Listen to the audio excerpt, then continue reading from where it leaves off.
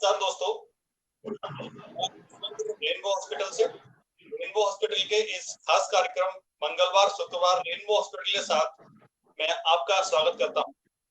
इस कार्यक्रम के तहत हम प्रत्येक मंगलवार और शुक्रवार को जनता को सीधे जोड़ते हैं अपने चिकित्सकों से, ताकि जनता अपनी सारी समस्याओं का समाधान, कोरोना से संबंधित सारी समस्याओं का समाधान सीधे हमारे चिकित्सकों से बात करके ले सकती है। इसी कड़ी में आज हमारे साथ हैं रेनबो हॉस्पिटल के general physician major doctor Vishu Deepak sir, जिन्होंने भारतीय सेना में भी अपनी चिकित्साएं दी हैं। नमस्कार सर, बहुत बहुत स्वागत है हमारा आपका इस कार्यक्रम में सर। धन्यवाद केशव। जैसा कि आज आप लोग सभी जानते हैं कि आजकल हर जगह कोविड इसका हल्ला मचा हुआ है। पहले हम कोविड का फुल फॉर्म जानते हैं। कोविड है कोरोना वायरस डिसीज 2019, उसको शॉर्ट करके कर दिया गया कोविड-19।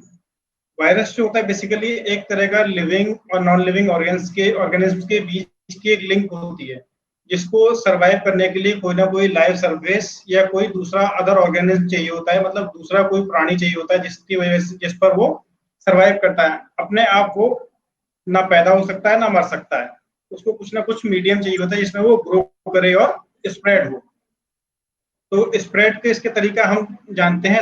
सबसे पहले इसमें स्प्रेड के दो तरीके आते हैं। पहला तरीका है टच से, हम पेशेंट को डायरेक्टली टच करें या पेशेंट कोई जो चीज टच कर चुका है हम उसको टच करें, जैसे कि घर में इस्तेमाल होने वाली चीजें, ऑफिस की लिफ्ट, उसकी बटन और जो दरवाजे, गाड़ी के दरवाजे, उसके हैंडल्स, किसी ऑफिस के हॉस्पिटल के डोर हैंडल्स।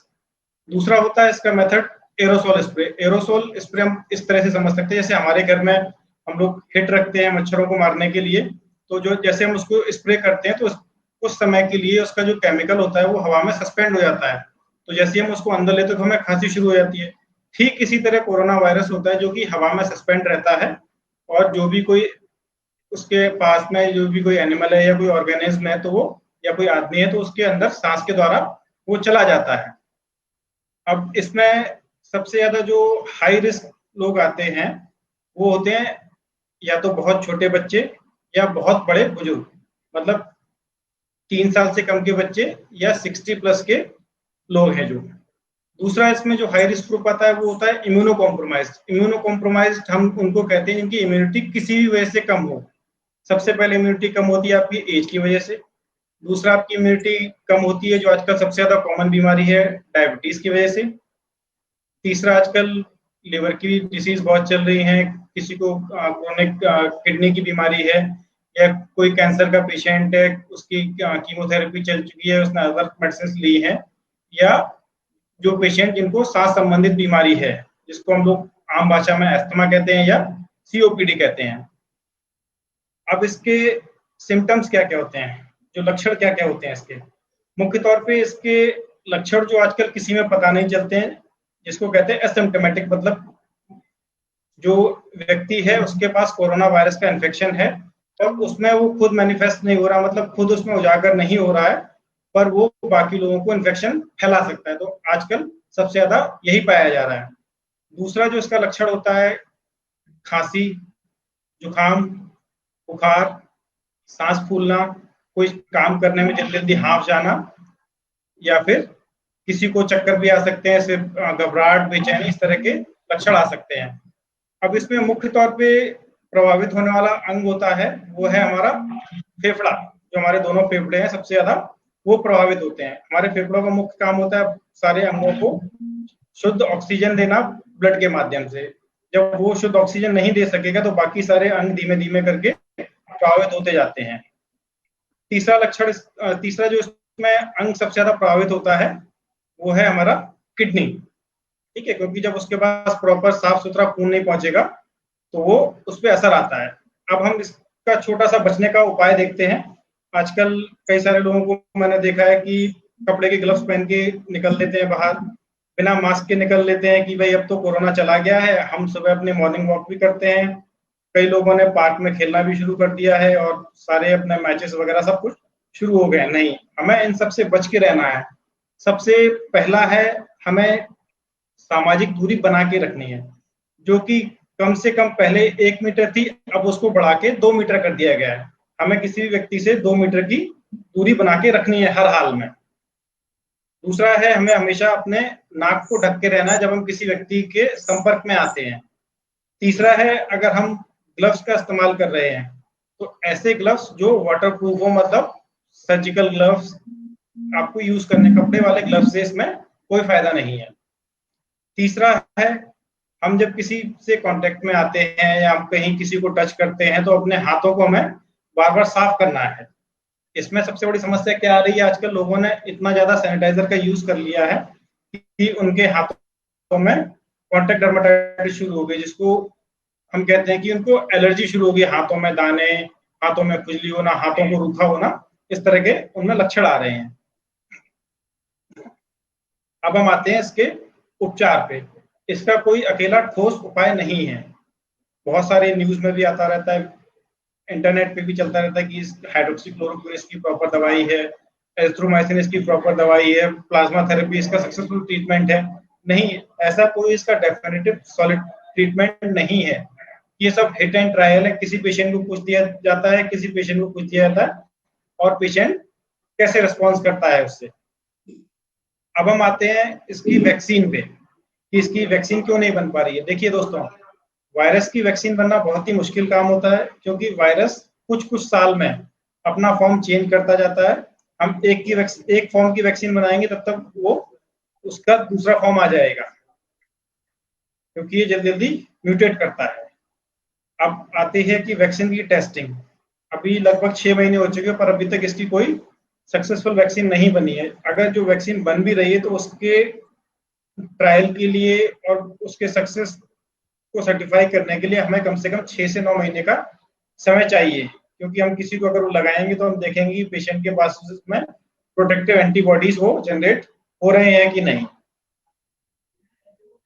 अब इसके बारे में और कुछ अगर आप जानना चाहें या क्रॉस क्वेश्चन करना चाहें तो आप बिल्कुल फ्री हैं। सर मेरे दिमाग में एक क्वेश्चन आ रहा है, जैसे कि बहुत सारे लोग सोचते हैं कि गर्म पानी पीते रहे हैं और गर्म पानी पीने से ये कोरोना वायरस का प्रभाव हमारे ऊपर नहीं होगा, या तो हम जब भी पिए गर्म पानी पिए, तो सर इस बीमारी में गर्म पानी का कितना रोल है सर? देखिए, ये जो लोगों का चल रहा है कि गर्म पानी से या भाप लेने से, गरारा लेने से कोरोना मर जाएगा, देखिए ऐसा नहीं होता, क्योंकि हर वायरस का एक डेथ पॉइंट होता है कि एक पर्टिकुलर टेम्परेचर के ऊपर अगर हम उसको हीट करते हैं तभी वो किल होता है। तो नॉर्मल इस वायरस के लिए किलिंग टेम्परेचर 62 डिग्री सेंटीग्रेड है, पर इतना गर्म पानी हम नहीं पी सकते हैं। हाँ, पर इसका फायदा एक तरीके से हम जरूर ले सकते हैं कि गर्म पानी पीने से, गर्म पानी की भाप लेने से, गरारा करने से हमारे जो गले में खराश या जो हमें छींक आती है या हम खांसते हैं, उससे हम बच के रह सकते हैं। तो इससे बाकी लोगों को फैलने का खतरा कम हो जाता है। इससे अगर वायरस का जो लोड है वो थोड़ा सा कम होता है, पर अब ये कहें कि सारे वायरस मर गए, ऐसा ये गलत मिथ है।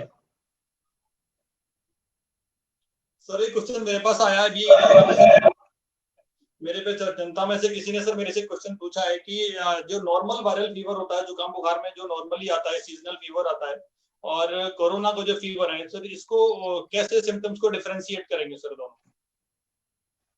देखिए, हम पहले तो डिफ्रेंशिएट करने के लिए एक चीज देखते हैं कि पेशेंट का कोई एक्सपोजर हिस्ट्री है, कोई उसने ट्रैवल किया है, या वो कोई हॉस्पिटल में गया है, भीड़ भाड़ वाली जगह पर गया है, या किसी ऐसे पेशेंट से मिला है जिसको इस तरह के लक्षण हो। आम जुकाम बुखार में क्या रहता है कि आपको जुकाम होगी, खांसी होगा, बुखार होगा। बुखार उतना ज्यादा हाई ग्रेड नहीं होगा। दूसरा आपका जो इसमें रहता है कि सांस नहीं फूलती है अपने, जो कि कोरोना का मुख्य लक्षण है कि आदमी वैसे तो बैठा है, पर अगर आप उसको बोलेंगे कि वो जरा वॉशरूम जाएगा या भी अपने कुछ कपड़े भी बदलेगा तो उसकी सांस फूलेगी, जो कि आम जुकाम बुखार में नहीं होता है। दूसरा, मैं ये भी पूछना है मरीज से कि उसको इस तरह का जुकाम बुखार अक्सर होता रहता है, क्योंकि कई सारे पेशेंट इस तरह के एलर्जिक भी होते हैं जिनको जल्दी जल्दी मौसम बदलते हुए जुकाम बुखार हो जाता है। सर अभी एक क्वेश्चन आ गया हमारे पास, ये सर जैसे अभी बारिश का सीजन आने वाला है और भी सीजनल फीवर से भी स्टार्ट होते हैं, वो मलेरिया आने वाला है, तो सर इन सब चीजों से कैसे बचाव करेंगे, कैसे बचाव करेंगे मरीज का? देखिए, अच्छा, जैसे अभी कुछ एक जगह से रिपोर्ट आ रही है कि डेंगू का इन्फेक्शन दोबारा से फैलने लगा है, मलेरिया भी आ गया है। तो इसमें मलेरिया में हमें एक चीज देखनी होगी कि उस व्यक्ति के आसपास में मच्छर कितने हैं। मलेरिया में बुखार बहुत तेज आएगा और आपको बुखार जल्दी जल्दी उतरेगा नहीं, और साथ में डेंगू में आपको बुखार भी तेज रहेगा और आपके शरीर पे, पूरे शरीर पे लाल लाल दाने होंगे, चकत्ते होंगे, और आपको हर मांसपेशी और हड्डियों में दर्द होगा। डेंगू का दूसरा नाम है हड्डी तोड़ बुखार। उसमें इतना तेज दर्द होता है डेंगू में कि आप उसको आराम से कोरोना से डिफरेंशिएट कर सकते हैं कि ये कोरोना का बुखार है या आपको डेंगू का बुखार है। और उसके लिए आजकल आराम से टेस्ट अवेलेबल है, जो कि सेम डे आपको रिपोर्ट मिल जाती है, तो आप चेक करा सकते हैं कि आपको डेंगू मलेरिया तो नहीं है।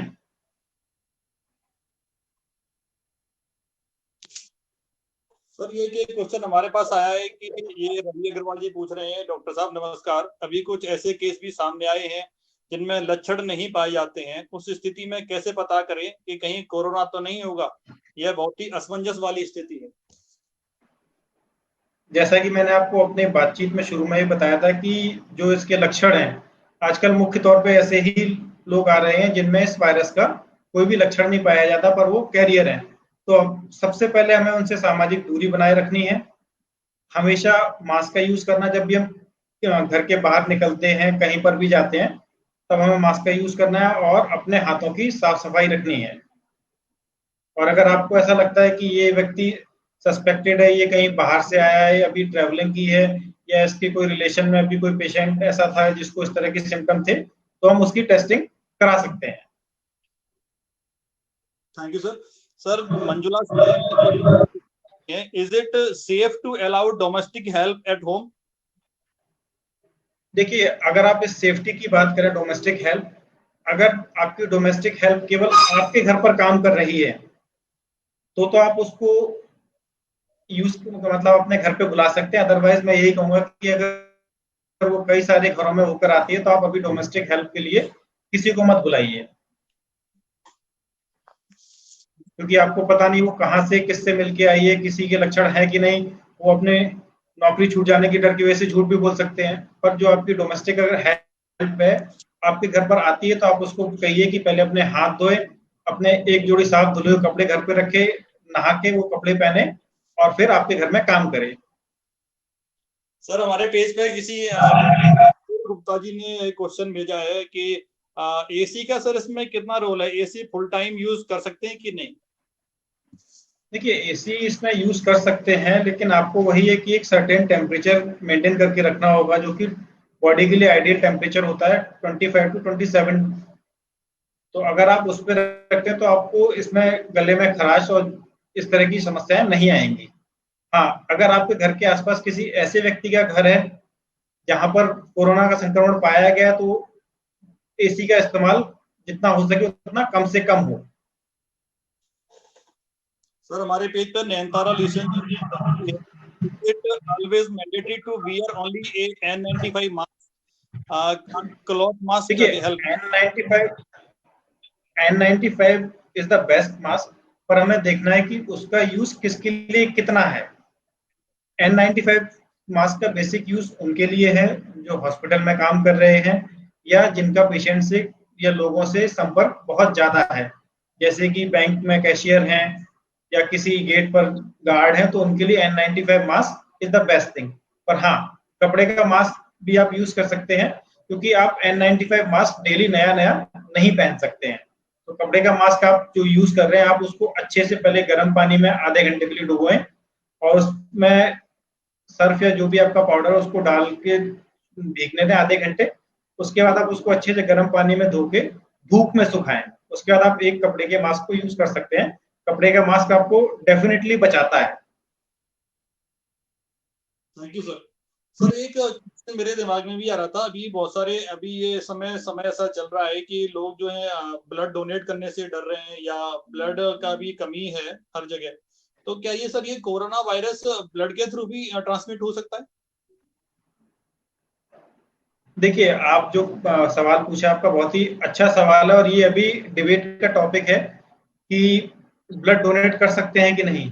जी हाँ, आप ब्लड बिल्कुल डोनेट कर सकते हैं, लेकिन आप जब भी ब्लड डोनेट करने जाएं तो आपको सोशल डिस्टेंसिंग के सारे प्रोटोकॉल स्ट्रिक्टली फॉलो करने हैं, ताकि आप किसी अच्छे काम के लिए जाएं और वहां से गलत इन्फेक्शन ना लेकर आ जाएं। हाँ, अभी तक जो स्टडीज आई हैं उसमें ये प्रूव नहीं हुआ है कि ये वायरस ब्लड से फैलता है। तो सर क्या ये जरूरी है कि जब ब्लड डोनेट करना चाहता है तो उसका कोरोना टेस्ट करना जरूरी है कि नहीं सर? देखिए, ये सवाल जो आपने पूछा बहुत ही जेन्युइन और दिमाग वाला सवाल है। इसमें जो मैंने आपको बताया कि ये वायरस जो है जल्दी जल्दी म्यूटेट करता है और अपने फॉर्म मतलब अपना शरीर का रूप बदल लेता है। तो हमें जो आमतौर पर होने वाले सर्दी जुकाम वाले जो वायरस होते हैं, इसकी जो गंभीरता होती है वो काफी कम होती है, वो हल्के मात्रा में होती है, कुछ समय तक आते हैं, उसके बाद वो चले जाते हैं और हमारे फेफड़ों को उतनी तेजी से पकड़ते नहीं है जिस तरह से ये कोरोना वायरस पकड़ता है।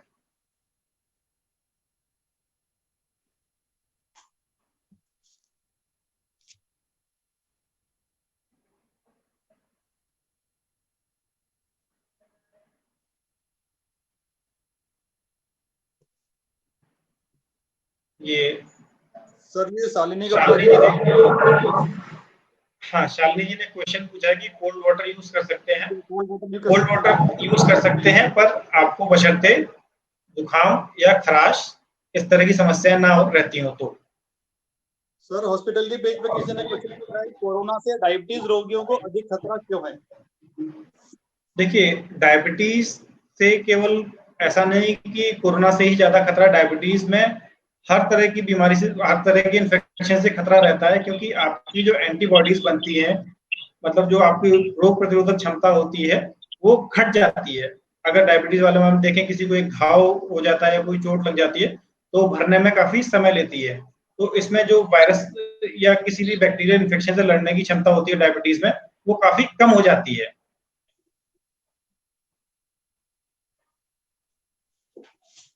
जी सर, ये आदित्य रावत जी क्वेश्चन करने के लिए गर्म पानी कितना प्रभावी है? आदित्य जी अभी हमने इस सेशन पे डिस्कशन किया है सर, बिल्कुल हाँ, देखिए, मैंने आपको पहले भी बताया था कि गर्म पानी वायरस को खत्म करने के लिए प्रभावी है। इसको कम से कम 62 डिग्री सेंटीग्रेड के लिए हमें पानी को चाहिए होता है, लेकिन ये सारे वायरस को नहीं मारता है और कुछ समय हमें देना पड़ता है ताकि वायरस उस गर्म पानी के कांटेक्ट में रहे, तभी वो वायरस मरते हैं। लेकिन गर्म पानी से सारे वायरस नहीं मर सकते हैं। उसके लिए आपको किसी भी चीज को कम से कम 15 से 20 मिनट 90 डिग्री सेंटीग्रेड से ऊपर रखना होगा। सर एक क्वेश्चन मेरे दिमाग में आ रहा है कि जैसे लॉकडाउन खुल गया है और सभी लोगों को अपने अपने काम है, सब लोगों को बाहर जाना है, तो सर एक जो आदमी बाहर जा रहा है उसको सर किस तरह के प्रिकॉशंस लेने चाहिए जिससे कि हम इससे बच सकें? देखिए, उसको मेन प्रिकॉशन जो लेनी है, उसको अपना मास्क का प्रॉपर यूज करना है। अगर किसी से ज्यादा कांटेक्ट या कुछ चीज छूनी है उसको तो अपने ग्लव्स पहनकर वो करें, और अपने मास्क को बार बार टच नहीं करना है। घर पर वापस आते हैं जैसे ही वैसे ही जो कपड़े पहन कर गए हैं उनको गर्म पानी में डालें धुलने के लिए, और अपने हाथों को अच्छे से धोएं और एक बार अच्छे से स्नान करें।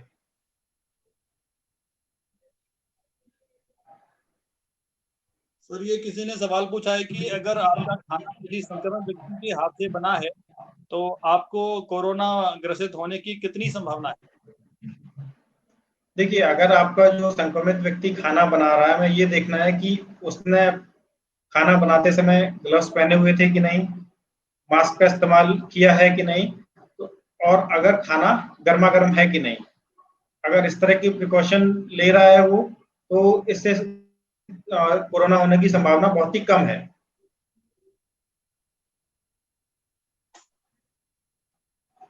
सर इसमें अपूर्व गुप्ता जी सवाल पूछ रहे हैं कि क्या सप्लीमेंट ले सकते हैं इसके लिए? हाँ, इसमें आप सप्लीमेंट यूज कर सकते हैं, जैसे आप विटामिन सी की टैबलेट्स आती हैं वो ले सकते हैं। आजकल मार्केट में अच्छे अच्छे मल्टीविटामिन हैं, एंटीऑक्सीडेंट्स हैं, तो आप उनका यूज कर सकते हैं because they are immunity boosters. Sir अभी क्वेश्चन है मेरे दिमाग में आ रहा था कि अभी बहुत सारे लोग पीछे पड़े हैं कि हाइड्रोक्सीक्लोरोक्वीन के बारे में बहुत सारी बातें चल रही हैं, बहुत सारी डिबेट्स भी चल रही हैं, लेकिन सर एग्जैक्ट आइडिया किसी को नहीं लगा है कि एग्जैक्टली हाइड्रोक्सीक्लोरोक्वीन इस पे काम करती है कि नहीं करती है। सर थोड़ा सी जानकारी चाहूंगा।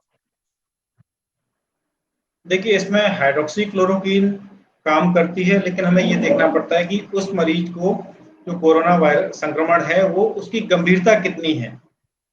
अगर हल्का फुल्का इन्फेक्शन है, हाँ, तो हाइड्रोक्सीक्लोरोक्वीन से वो पेशेंट ठीक हो सकता है।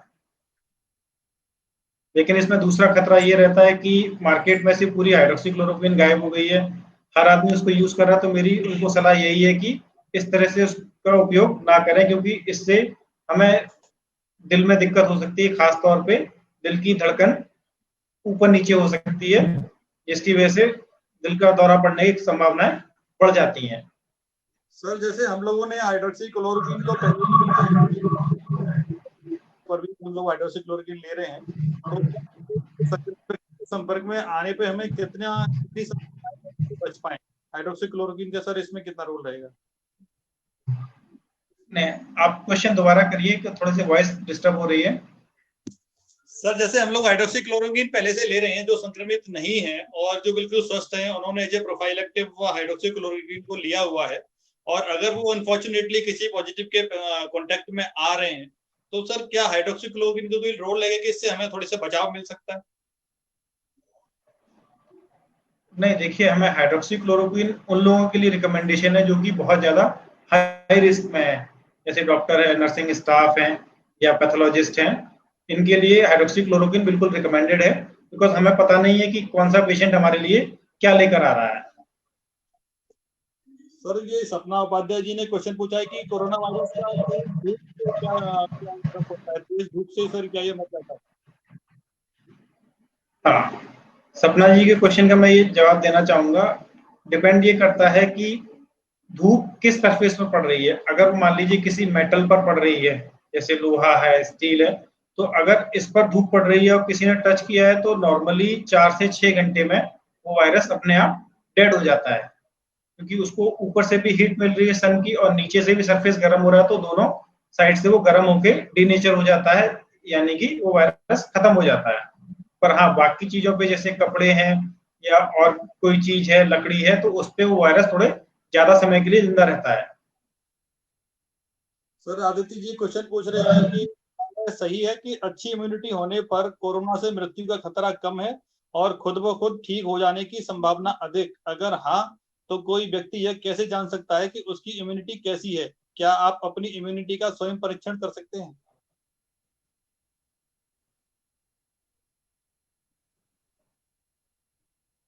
सर क्वेश्चन रिपीट करूं? ये बिल्कुल सही बात है कि बहुत कम है, और इसमें अधिकतर मरीज खुद ब खुद ठीक हो जाता है। क्या क्या बीमारी है, डायबिटीज है कि नहीं, कोई बाकी लंबी चलने वाली बीमारी तो नहीं है। और अगर नहीं है, तो आप अपना 6 मिनट वॉक टेस्ट कर सकते हैं। 6 मिनट तेज चलने पर आपकी सांस फूल रही है कि नहीं।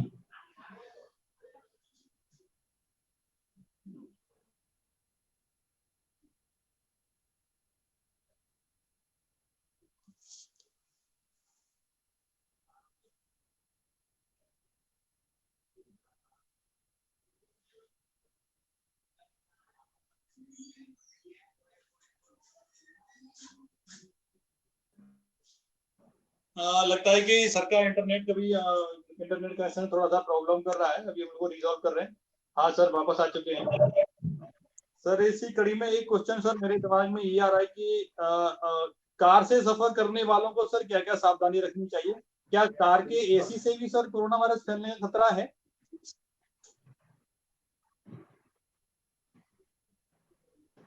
सर मेरी आपकी आवाज वॉइस थोड़ी सी कट रही है।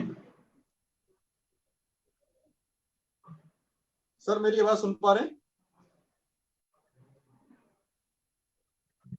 हाँ, सुन पा रहा हूँ, बताएं। सर मेरी आवाज सुन पा रहे हैं? लगता है हमें नेटवर्क की थोड़ी सा इशू हो गया है।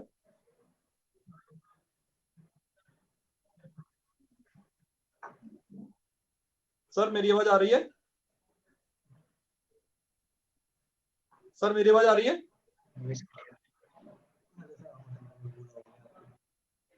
हाँ, आ रही है आवाज।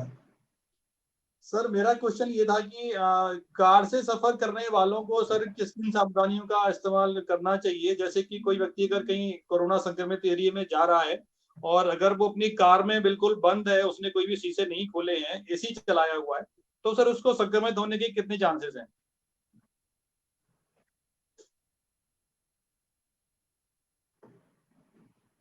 देखिए, अगर वो व्यक्ति जिसको कोरोना संक्रमण है वो किसी दूसरे व्यक्ति के साथ कार में सफर कर रहा है, तो अगर उसने मास्क पहना हुआ है जो और N95 मास्क है, तो आसपास के व्यक्तियों को संक्रमण होने का खतरा 5% के लगभग है।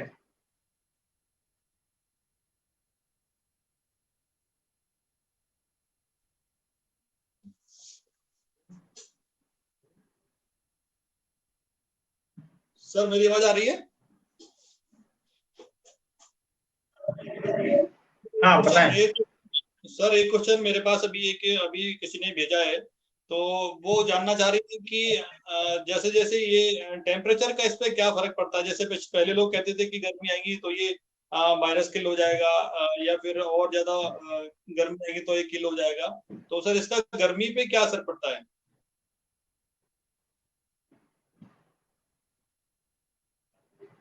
अल्टीमेटली सर वेदर का इस पे क्या फर्क पड़ता है?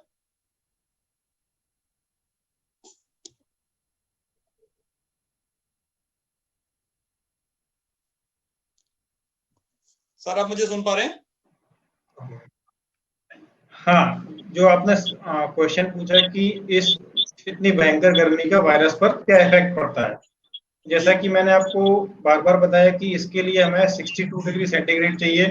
अगर उतना टेम्परेचर हो गया तो हम ही पिघल जाएंगे। ठीक है, जी सर जी। तो इसका धूप से और बहुत ज्यादा गर्मी से कोई बहुत विशेष प्रभाव नहीं पड़ता है। ठीक है, इसमें क्या रहता है कि अगर आप किसी के टच वाली चीज लेकर आए हैं, तो आप अगर उसको कुछ समय के लिए बाहर रखते हैं, धूप में रखते हैं 4 से 6 घंटे के लिए, तो उस पर जो वायरस का लोड होता है वो कम हो जाता है, पर वायरस पूरी तरीके से उससे जाता नहीं है। तो ये जो चल रहा था कि जब जून आएगी तो कोरोना वायरस अपने आप खत्म हो जाएगा, ऐसा नहीं है, क्योंकि उसको मरने के लिए कम से कम 60 डिग्री तो क्रॉस होना चाहिए। जी सर। सर तरुण मैनी जी सवाल पूछ रहे हैं, सर इज इट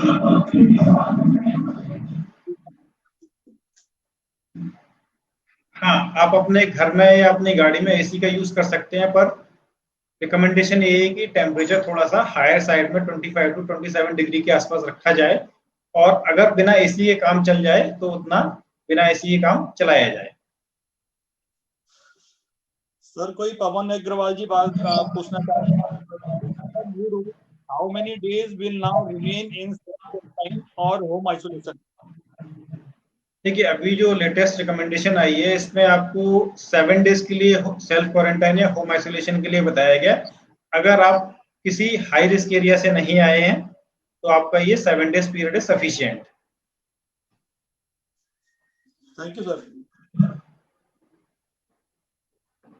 अगर आपकी कोई और क्वेरी है या कंसल्टेशन हो तो आप I am available on doc OPD, you can consult me over that. Sir हाँ, अभी तरुण तरुण मैंने ये how we can evaluate ourselves whether it is normal viral or covid infection? देखिए, इसमें हमें एवेल्यूएट इसी तरीके से करना है कि पेशेंट को बार बार होता है कि नहीं सर्दी जुकाम, और उसकी पेशेंट की सांस कैसे फूल रही है। अगर सांस नहीं फूल रही है तो हम उसको नॉर्मल वायरल इन्फेक्शन मानेंगे, और अगर उसकी सांस फूल रही है, जल्दी जल्दी थक जाता है, तो हम उसको कोविड इन्फेक्शन मान के ट्रीट करेंगे।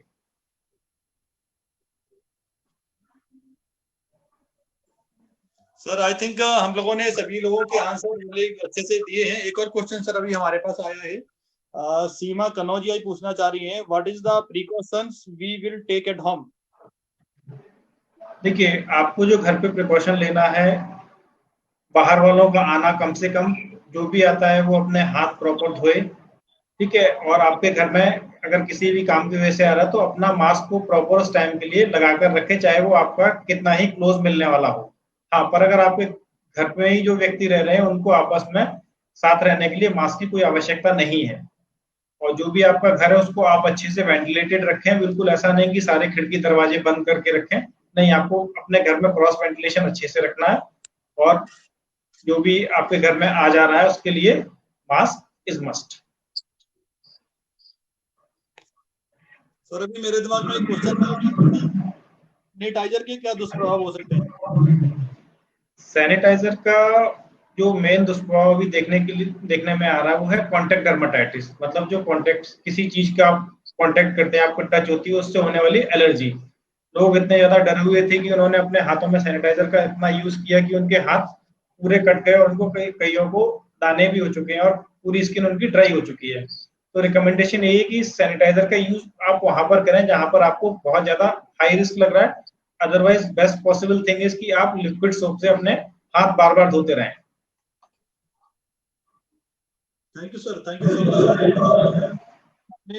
इस सेशन में सभी जवाब दिए हैं और सभी लोगों को जवाब मिले हैं, और मुझे लगता है कि सब लोग इस सेशन से बहुत सारी जानकारियां सब लोगों ने इकट्ठी की हैं, और जिनको जो जो डाउट्स है उन सब लोगों ने बहुत सारी जानकारी इकट्ठी की है। सर हमारे पास एक और क्वेश्चन आया है शिखर छाबड़ा जी का, where to go if we feel symptom and hospitals don't give admissions, hearing these type of situation in neighborhood।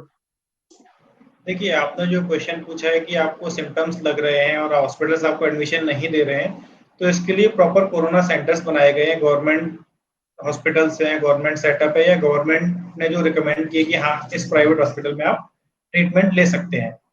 और अगर आपको इस तरह का लग रहा है कि कोई हाई रिस्क एक्सपोजर है, तो बेस्ट पॉसिबल वे कि आपको प्रॉपर कोरोना सेंटर में ही जाना चाहिए, क्योंकि आपकी टेस्टिंग होने में और उसकी रिपोर्ट आने में लगभग 2 से 3 दिन का टाइम लगता है, जिससे बाकी स्टाफ को होने का खतरा हमेशा बढ़ा हुआ रहता है, और आपके जो रिलेटिव है उनको भी खतरा बना रहता है, क्योंकि आप उनके लगातार टच में हैं।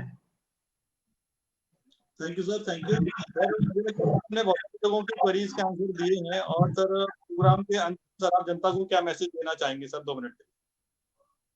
मैं बाकी सब लोगों को बस यही मैसेज देना चाहूंगा, संयम रखें, घबराएं नहीं, और लापरवाही बिल्कुल ना बरतें। ढील सरकार द्वारा दी गई है, कोरोना ने हमें कोई ढील नहीं दी है।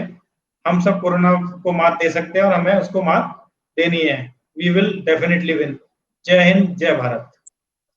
एक चीज और सभी लोगों को, जनता दर्शकों को, सभी लोगों को एक चीज बताना चाहूंगा कि डॉक्टर सर से, डॉक्टर विशु दीपक सर से अगर आपको बाद में भी कोई कंसल्टेशन करनी है और आप हॉस्पिटल आने में असमर्थ हैं या हॉस्पिटल नहीं आ सकते, तो अपने घर बैठे लाइव ओपीडी के थ्रू आप हमारे डॉक्टर साहब से जुड़ सकते हैं। लाइव ओपीडी का लिंक हमारे पेज पे आपको अवेलेबल मिल जाएगा। डॉक ओपीडी के थ्रू बहुत ही सिंपल और बहुत ही अच्छा तरीका है जिससे आप हॉस्पिटल के इन्फेक्शन से भी बच सकते हैं और अपनी समस्याओं का समाधान भी ले सकते हैं। सर एक क्वेश्चन हमारे पास एक और आ गया है सर, लास्ट चलते चलते भानु जादव जी पूछना चाह रहे हैं, सर हवा में कोरोना वायरस कितने समय तक रहता है? हवा में कोरोना वायरस नॉर्मली 2 से 3 घंटे तक सस्पेंड रह सकता है, पर अगर तेज हवा चल रही है तो इसको हम इस समय को हम 1 घंटे के लगभग मानते हैं। पर अगर हवा रुकी हुई है और नहीं चल रही है तो हम इसको लगभग 2 से 3 घंटे का मानते हैं। आप इसका आइडिया ऐसे ले सकते हैं जैसे कि हम हेड स्प्रे करते हैं, उसको जब हम ऊपर में सूंघते हैं तो हमारे नाक में जाते हैं, तो लगभग इसका ऐसे ही हम एस्टिमेट ले सकते हैं।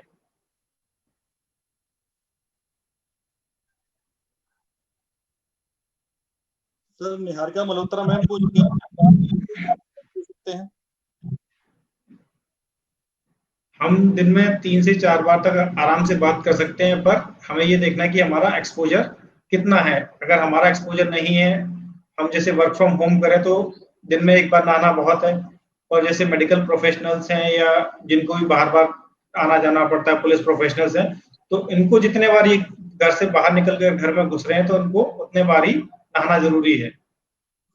Thank you so much sir, thank you so much. कि दर्शकों को मैं ये बताना चाहूंगा कि इसी कड़ी में अगले शुक्रवार को 19 जून को हमारे साथ जुड़ेंगी जानी मानी आईवीएफ विशेषज्ञ रेनबो आईवीएफ से डॉक्टर जयदीप मल्होत्रा। तो जुड़े रहिए, देखते रहिए। Thank you so much. जय हिंद, जय भारत।